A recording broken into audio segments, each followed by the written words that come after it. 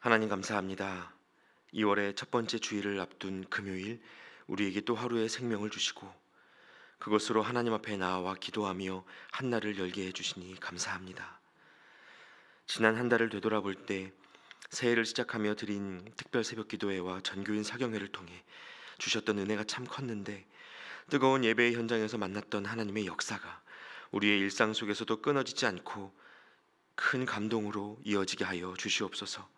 우리가 받은 은혜들이 그저 나만의 것으로 남지 않게 하시고 하나님과 이웃을 위하여 섬기는 우리의 손과 발로 연결되게 하여 주시옵소서. 아직 이루어지지 않은 것들과 보이지 않는 현실로 인해서 마음이 상하고 자주 지치는 우리이지만 복음의 통로로 우리를 빚어가시는 하나님의 손길을 믿음으로 받아들이게 하여 주시옵소서. 특별히 오늘의 하루를 사는 동안 병상에서 하나님의 치유를 기다리는 환우분들에게 새 힘과 회복을 허락하여 주시고 경제적인 어려움, 관계적인 어려움에 허덕이는 이들이 다시 숨쉴 수 있는 소망을 찾게 하여 주시옵소서.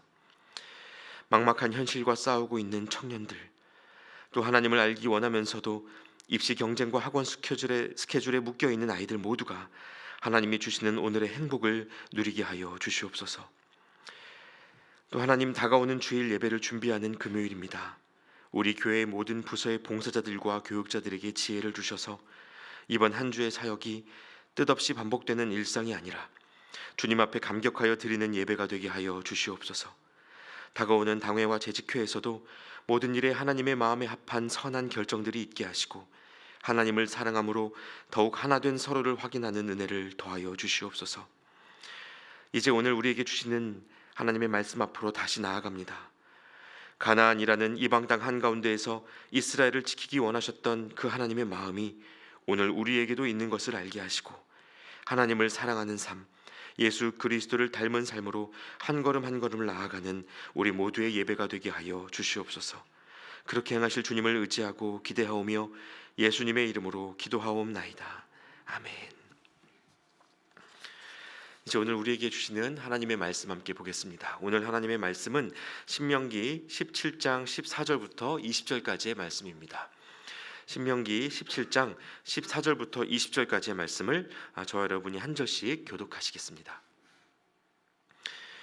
네가 네 하나님 여호와께서 내게 주시는 땅에 이르러 그 땅을 차지하고 거주할 때에 만일 우리도 우리 주위의 모든 민족들 같이 우리 위에 왕을 세워야겠다는 생각이 나거든 반드시 내 하나님 여호와께서 택하신 자를 내 위에 왕으로 세울 것이며 내 위에 왕을 세우려면 내 형제 중에서 한 사람을 할 것이요 내 형제 아닌 타국인을 내 위에 세우지 말 것이며 그는 병마를 많이 두지 말 것이요 병마를 많이 얻으려고 그 백성을 애굽으로 돌아가게 하지 말 것이니 이는 여호와께서 너희에게 이르시기를 너희가 이후에는 그 길로 다시 돌아가지 말 것이라 하셨음이며 그에게 아내를 많이 두어 그의 마음이 미혹되게 하지 말 것이며 자기를 위하여 은금을 많이 쌓지 말 것이니라.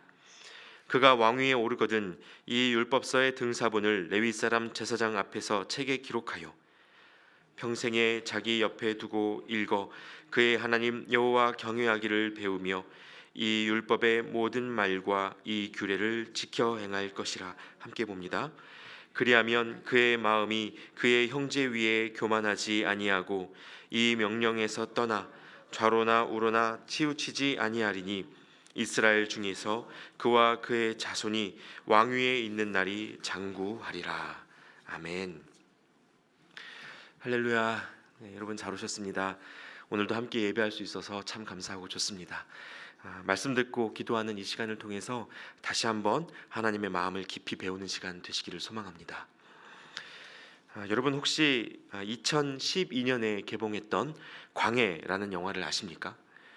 왕위를 둘러싼 권력 다툼으로 나라의 혼란이 극에 달했던 광해군 8년의 시대를 배경으로 한 사극 영화인데요. 반대 세력의 독살 시도 등 이 정치적인 압박 때문에 지쳐있던 광해군이 갑자기 쓰러지면서 왕과 똑같이 생긴 사람을 찾아 임시로 왕의 대역을 맡기게 된 것이 이 영화 이야기의 시작입니다. 똑같은 얼굴이지만 전혀 다른 성격과 행동 거지를 가진 1인 2역의 연기를 주연 배우인 이병헌 씨가 아주 잘 보여주었는데, 진짜 광해는 자기 살 길을 찾기 위해 혈안이 되어 있었던 반면, 저잣거리 천민에 불과한 가짜 광해는 오히려 백성들을 살리고 나라를 살리기 위해 싸우는 모습을 보여주어서 그 나라에 필요한 진짜 왕의 면모가 무엇인지를 생각하게 하는 그런 영화였습니다. 제가 오늘 이 광해 이야기로 말씀을 시작한 이유는 함께 보는 이 신명기 본문 속에서 가나안 입성을 앞둔 이스라엘 백성들에게도 왕이 필요한 시기가 다가오고 있었기 때문입니다.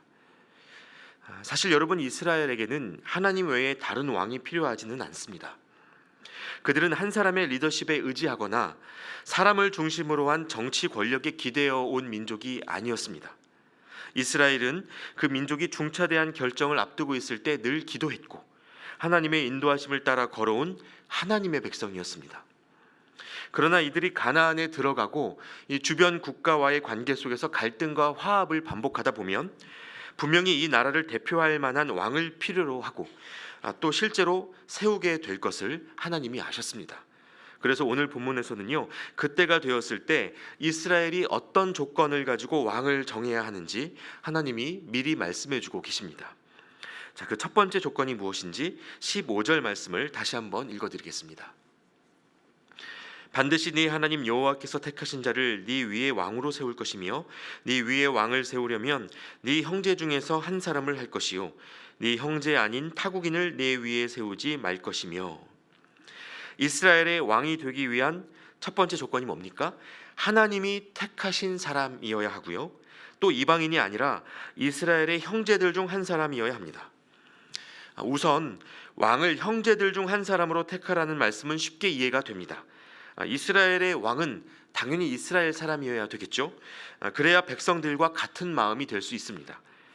또 이스라엘이 하나님의 나라인 것과 지금까지 모든 길을 하나님이 이끌어 오셨음을 알아야 예배하는 민족으로서의 정체성을 지킬 수 있을 것입니다. 자, 그런데 그에 앞서 첫 번째 조건이 하나님이 택하신 사람이어야 한다라는 것인데요. 여러분, 이건 어떻게 알 수 있을까요? 방법은 하나입니다. 하나님께 물어야 합니다. 하나님의 선택이 누구에게 있는지 하나님께 묻고 그 응답을 기다리며 확인하는 과정을 거쳐야 합니다. 이게 무슨 뜻입니까? 너희 마음대로 정하는 거 아니라는 거죠. 왕은 하나님이 세우신다는 겁니다. 사람의 관점, 사람의 선택으로가 아니라 하나님 보시기에 합당한 기준으로 선택해야 한다는 것입니다. 여러분, 왕을 세울 때 사람들이 좋아할 만한 조건들이 뭐가 있겠습니까? 일단 이 가나안 땅의 장대한 이방인들 사이에서 밀리지 않아야 하니까 키가 크고 힘도 있어 보여야 되겠죠. 카리스마적인 리더십이 있어서 다른 사람들이 함부로 덤비지 못할 만한 아우라도 있어야 할 겁니다. 안으로는 이스라엘 각 지파의 수령들을 통솔할 수 있을 정도의 연륜과 인맥, 밖으로는 주변 국가들과의 소통을 위한 외교적인 능력, 그리고 언어 감각, 이런 것들이 필요하리라 생각해 볼 수 있습니다. 그런데 늘 그렇듯 하나님의 생각은 사람의 생각과 다르셨던 것 같습니다. 하나님이 중요하게 여기시는 기준은 다른 것에 있었는데요. 16절 이하에 보시면 우선 걸러야 할 조건들에 대해서 말씀해 주십니다. 16절과 17절의 말씀을 보시겠습니다.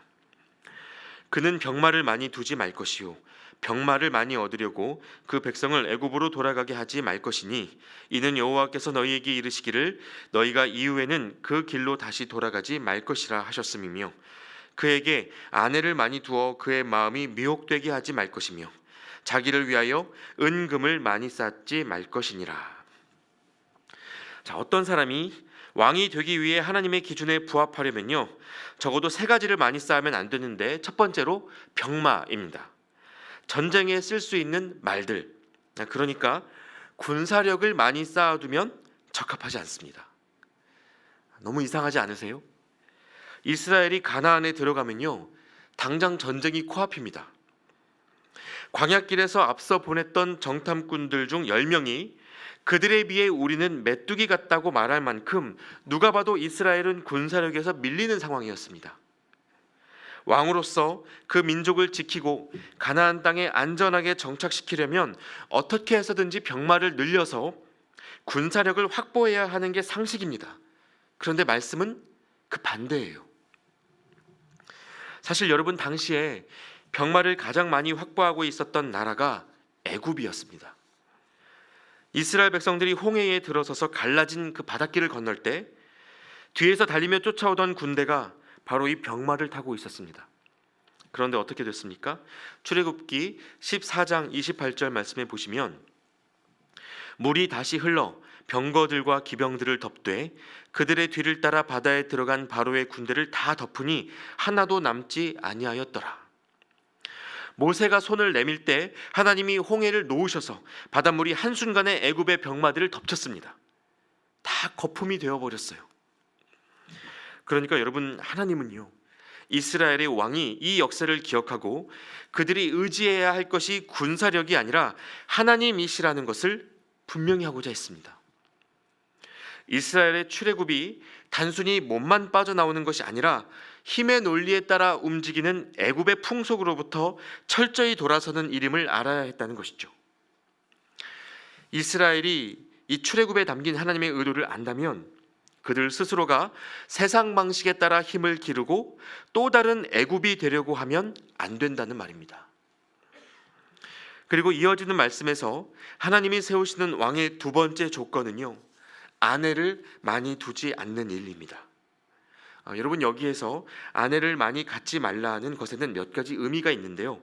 말 그대로 곁에 아내를 많이 두어서 여기저기 마음을 빼앗기는 일이 없도록 하라는 의미도 있겠고요. 또 한편으로는 당시 고대 국가의 왕들이 타국 왕의 딸을 아내로 맞이하는 이 정략 결혼으로 동맹을 강화하는 외교 정책을 펼치곤 했었는데 그거 하지 말라는 말씀이기도 합니다. 하나님을 섬기는 이스라엘의 왕이 이방신을 섬기는 민족의 여인과 결혼하는 것도 위험하거니와 이런 식의 외교 정책으로 주변 국가에 기댈 필요가 없다는 것입니다. 마음이 미혹되지 않도록 조심하고 주변 강대국 대신 하나님만 의지하는 마음이 이 이스라엘의 왕에게는 필수적인 요소였다는 말입니다. 또 마지막으로 하나님이 세우시는 왕의 세 번째 조건은 자기를 위하여 많은 돈을 쌓아두지 않는 것입니다. 백성들을 먹이고 입히기 위한 국가적 예산은 풍성할수록 좋죠. 가난한 사람들을 돌보는 일이나 가뭄을 대비하는 일들을 하려면 돈이 필요합니다. 그러나 왕이 자기 배를 불리려는 이기적인 동기를 가지고 재산을 쌓아두는 행위는 하지 말아야 한다는 것입니다. 왕이 재물에 욕심을 내면요, 점차 백성들에게 과도한 세금을 징수하게 되고 이스라엘 전체가 애굽에서 살 때처럼 또 다른 억압을 겪게 될 가능성이 큽니다. 그러면 그 왕은 백성들에게서 마음을 잃을 뿐만 아니라 재물을 의지하여 하나님을 찾지 않는 교만에 빠지기 십상입니다. 뭐든지 쉽게 돈으로 해결을 하려고 하고 하나님을 의지하는 삶으로부터 멀어질 수밖에 없습니다. 그래서 여러분, 이스라엘에서 하나님의 기준에 부합하는 왕은요, 바로 이 세 가지를 걸러야 하는데 재물을 통한 경제력, 돈입니다. 그리고 결혼을 통한 외교력, 인맥이라고 할 수 있죠. 그리고 병마를 통한 군사력, 권력이죠. 바로 이 세 가지에 의존하지 않는 왕이어야 했습니다. 사람의 상식으로는 한 나라를 이끌기 위해서 반드시 필요한 3요소라고 여겨지는 것들인데 오히려 이 세 가지가 없어야 하나님이 세우시는 왕의 조건에 부합한다는 것입니다. 왜냐하면 하나님이 세우시는 왕은 군사력, 외교력, 경제력이 아니라 하나님을 의지하는 사람이어야 하고 스스로 왕이 되려는 사람이 아니라 하나님만을 왕으로 인정하는 사람이어야 했기 때문입니다. 그리고 이런 기준은 이스라엘 역사 속에서 달라진 적이 없습니다. 하나님은 이스라엘의 왕들에게 한결같이 이렇게 하나님만 의지하는 마음을 요구하셨습니다. 그런데 실상은 어땠을까요? 사무엘상에서 이스라엘 초대 왕인 사울을 세울 때를 보면요, 암몬을 상대로 전쟁할 때 보여준 그의 군사 통솔력이 백성들의 마음을 얻게 했습니다. 누구보다 전쟁에 능한 왕이 사울이었어요. 그런데 결국 그 군사력 때문에 전쟁의 주도권을 하나님보다 본인이 주려고 하다가 망하고 말았습니다. 그가 내세우던 자랑거리, 그 자랑거리가 오히려 올무가 된 셈이죠. 그 다음 왕들은 어떻습니까? 다윗은 하나님의 마음에 합한 왕이었지만 신하의 아내를 탐내서 저지른 범죄로 말년이 어려워졌고요. 그 아들 솔로몬은 하나님이 주시는 지혜로 왕정을 아름답게 시작했지만 애굽으로 가서 병마를 가져오고 누구보다 많은 아내를 두고 엄청나게 많은 은금을 쌓아두었다가 왕으로서의 행적을 참 안타깝게 마무리했습니다. 하나님이 하지 말라고 하신 걸 청개구리처럼 다 합니다. 이스라엘 왕정의 후반부도 아니고 그 시작부터, 심지어 다윗과 솔로몬의 시대에서조차 오늘 이 신명기 말씀의 권면을 지키지 못한 것이 이스라엘 왕들의 실상이었다는 말입니다. 그래서 여러분, 누군가 하나님께 기름 부음을 받아 리더가 된다면 그가 목숨 걸고 지켜야 하는 가장 중요한 일이 무엇인지를 분명히 알아야 합니다. 하나님만 의지하는 왕으로서 끝까지 잘 걸어가기 위해서 마땅히 해야 할 일, 그것이 무엇인지 18절과 19절에 이렇게 기록이 되어 있습니다. 그가 왕위에 오르거든 이 율법서의 등사본을 레위 사람 제사장 앞에서 책에 기록하여 평생에 자기 옆에 두고 읽어 그의 하나님 여호와 경외하기를 배우며 이 율법의 모든 말과 이 규례를 지켜 행할 것이라. 자, 드디어 왕으로서 해야 할 핵심 직무가 무엇인지를 하나님이 말씀해 주시는데요. 제사장 앞에 앉아서 율법책의 사본을 적으라고 하십니다. 성경 필사를 요구하시는 거예요. 왕이 되고 이제 무엇을 해야 하나 보니까 하나님이 일단 말씀부터 받아 적으라는 겁니다. 그리고 직접 적은 그 말씀을 평생 동안 곁에 두고 읽고 배우며 지켜 행하라고 말씀하십니다. 그러면 알게 되는 것이 있죠. 여러분, 오늘날 우리도요, 이 성경을 읽다 보면 구약 성경과 신약 성경을 통해서 반드시 깨닫게 되는 이것이 있습니다. 무엇인가 하면 왕은 하나님 한 분뿐이라는 것을 알게 되고요, 영광의 자리에서 일어나 가장 비천한 자리로 내려가려는 그 선택이야말로 진정한 왕의 면모라는 것을 알게 됩니다. 여러분, 이것은 한 나라의 왕에게만 해당하는 이야기가 아닙니다. 가정에서, 학교와 직장에서, 그리고 교회 안에서 하나님의 소명을 감당하는 사람이라면 돈, 인맥, 권력이 아니라 말씀을 사수하기 위해 모든 것을 걸어야 합니다. 그리고 만약 어떤 형태로든 돈이나 인맥, 정치적 힘 같은 것들을 갖게 됐다면 그것을 자랑스럽게 생각하며 사용하는 것이 아니라 의도적으로라도 그것을 내려놓는 연습을 하셔야 합니다. 여러분, 특히 우리나라는 뿌리 깊은 유교 문화의 전통을 고수해온 나라이지 않습니까?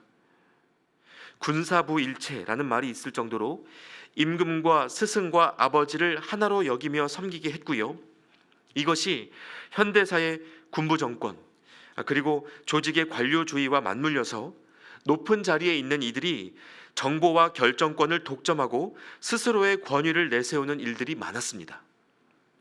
그래서 우리는 더더욱 스스로를 돌아보며 애쓰지 않으면 우리도 모르는 사이 하나님의 왕좌를 내가 차지하고 앉을 수 있다는 것입니다.